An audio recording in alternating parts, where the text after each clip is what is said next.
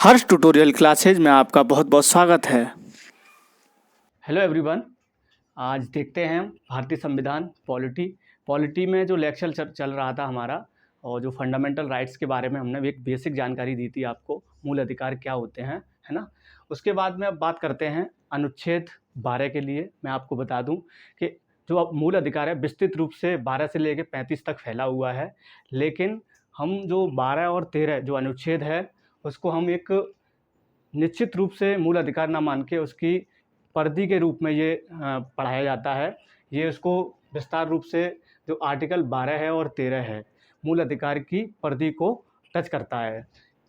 जैसे आप देखेंगे अनुच्छेद 12 में राज्य की एक निश्चित परिभाषा दी गई है। जो राज्य की एक निश्चित परिभाषा दी गई है भारतीय संविधान में, आर्टिकल 12 के लिए यह परिभाषा सिर्फ भाग 3 के लिए प्रयोग की जाती है। आप इस बात को ध्यान रखना, भाग 3 के लिए क्या की जाती है, प्रयोग की जाती है क्या, आर्टिकल 12 राज्य की परिभाषा। लेकिन अन्य भागों पर यह राज्य की परिभाषा लागू नहीं होती है, केवल सिर्फ और सिर्फ भाग 3 पर ही ये राज्य की परिभाषा लागू होती है। इस राज्य को लेके मैंने पहले एक वीडियो बनाया था पॉलिटी का, उसको ज़रूर देखना। राज्य की जैसे पॉपुलेशन है, निश्चित भूभाग है ना, और संप्रभुता है, ये सारी चीज़ें टर्म मैंने आपको बताया था राज्य के लिए। लेकिन यहाँ राज्य की जो परिभाषा है वो एकदम अलग है। भारतीय संविधान में जो आपका निकाय है ना, जो संस्थाएं हैं, जो निकाय हैं, बॉडीज़ हैं, उनको हम राज्य की परिभाषा देते हैं। जैसे आप देखेंगे भारत की सरकार व संसद, आप भली भांति इससे परिचित होंगे कि भारत की जो सरकार होती है और जो संसद होती है वो राज्य की डेफिनेशन में, राज्य की परिभाषा में आते हैं। सभी राज्यों की जो सरकारें होती हैं एवं विधानसभाएं होती हैं वो भी राज्य की जो परिभाषा है उसको छूती है, ठीक है। और सभी स्थानीय प्राधिकारी एवं अन्य प्राधिकारी, आप लोग कन्फ्यूजन में होंगे, है ना, आपके दिमाग में ये प्रश्न उठ रहा होगा कि सभी स्थानीय प्राधिकारी, ये प्राधिकारी क्या चीज़ है ना, और ये अन्य प्राधिकारी क्या चीज़ है। मैं आपको इसको विस्तृत से समझा दे रहा हूँ। प्राधिकारी का अर्थ होता है जब कोई भी सरकार, कोई भी व्यक्ति जिस कुर्सी पे बैठा होता है उससे आदेश देने का, अधिसूचना जारी करने का, नोटिफिकेशन जारी करने का एवं विधि नियम बनाने का, जारी करने का और क्रियान्वित करने का, है ना, लागू करने का और जारी करने का जिसको अधिकार होता है उसको हम क्या बोलते हैं, प्राधिकार बोलते हैं, अथॉरिटीज़ बोलते हैं।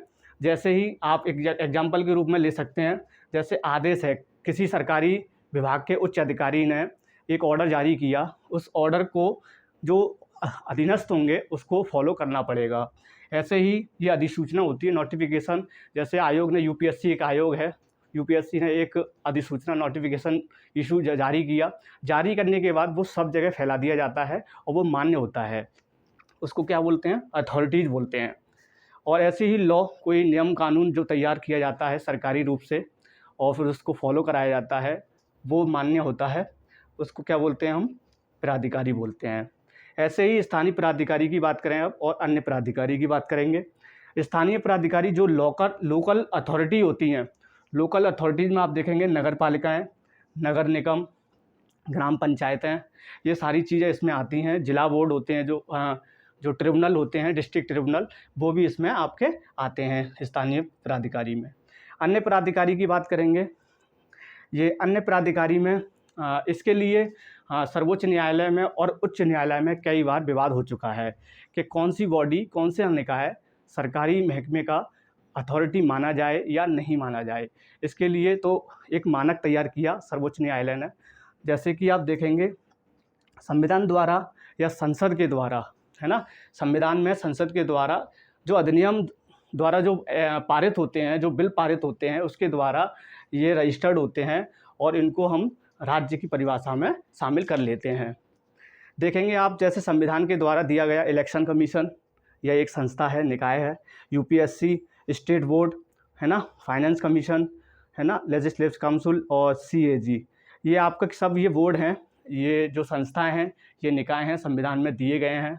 और बाद बाकी के जो भी संसद के अधिनियम के द्वारा जो पारित हुए हैं, बिल के द्वारा पारित हुए हैं, जैसे सोसाइटीज़ हैं, है ना, नेशनल बोर्ड है, आपका आईसीएआर है, सीएसआईआर है, आईएफएससी है, ISI है, सेल है, ONGC है, इंडियन एयरपोर्ट अथॉरिटी है ना, मुंबई पोर्ट ट्रिब्यूनल है।